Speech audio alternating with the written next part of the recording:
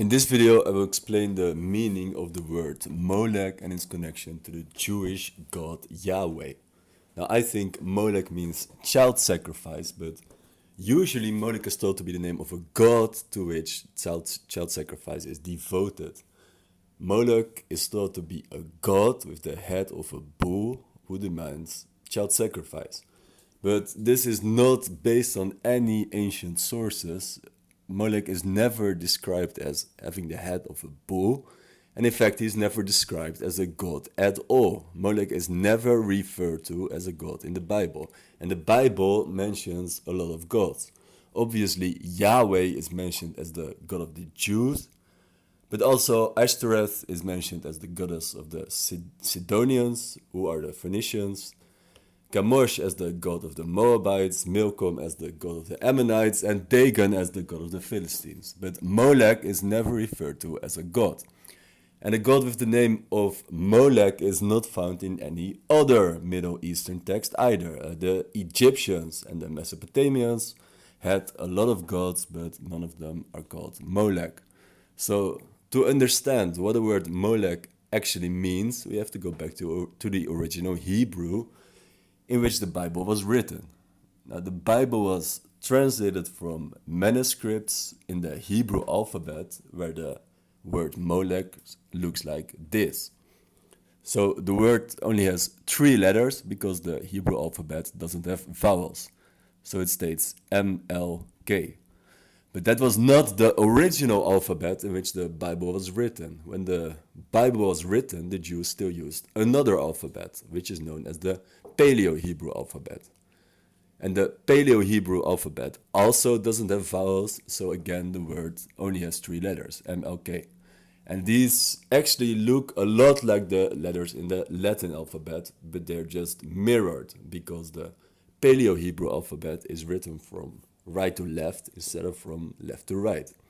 And this word in the Paleo-Hebrew alphabet is found in Phoenician inscriptions, where it means child sacrifice.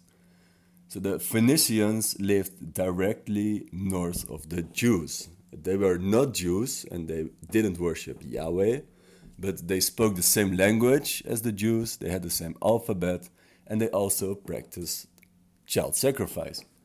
And that is actually confirmed by archaeological findings. So these archaeological findings are steles, so that are upright stones that somewhat look like gravestones in the open air.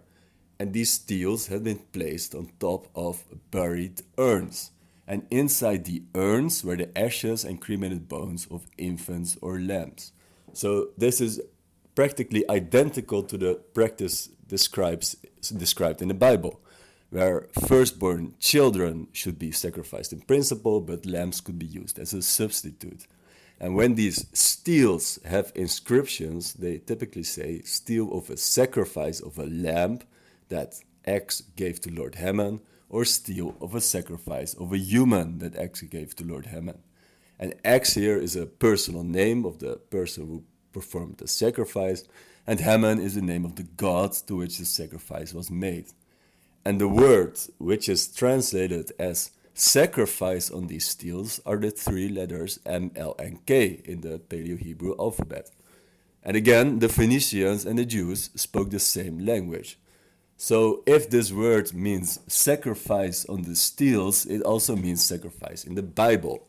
And the word Molek can be translated as sacrifice, or actually a specific type of sacrifice whereby a human baby is burned or a lamb is burned as a substitute. So now we only need to check if the Bible still makes sense if we translate the word Molek as child sacrifice. And we've already seen that it makes perfect sense in 2 Kings.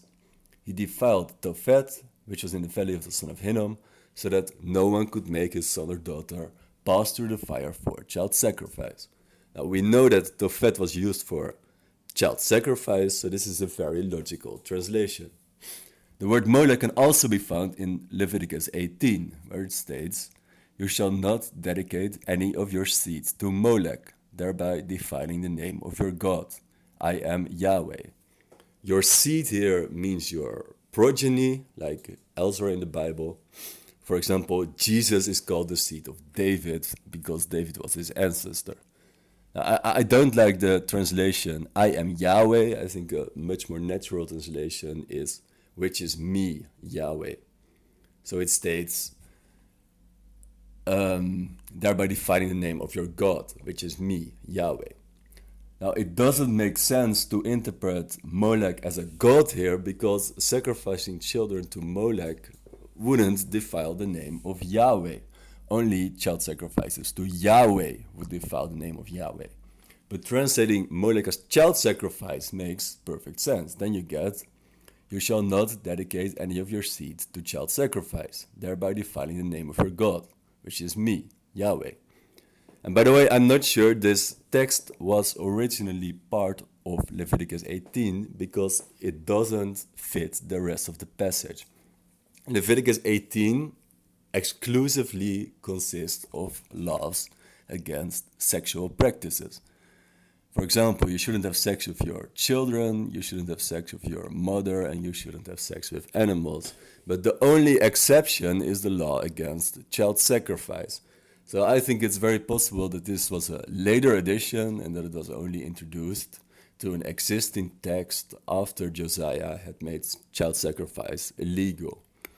Now, a third example actually doesn't contain the word Molek in most translations, and that is Isaiah 30:33. It says, Tophet has long been prepared. It has been made ready for the king. But the word that is translated as the king here has the exact same spelling as Molek in Hebrew, so MLK. So in some translations, it's actually translated as Molek, such as the Orthodox Jewish Bible.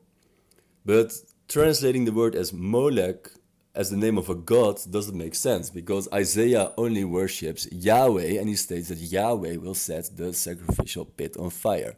So Tophet is obviously devoted to Yahweh and not to some other god.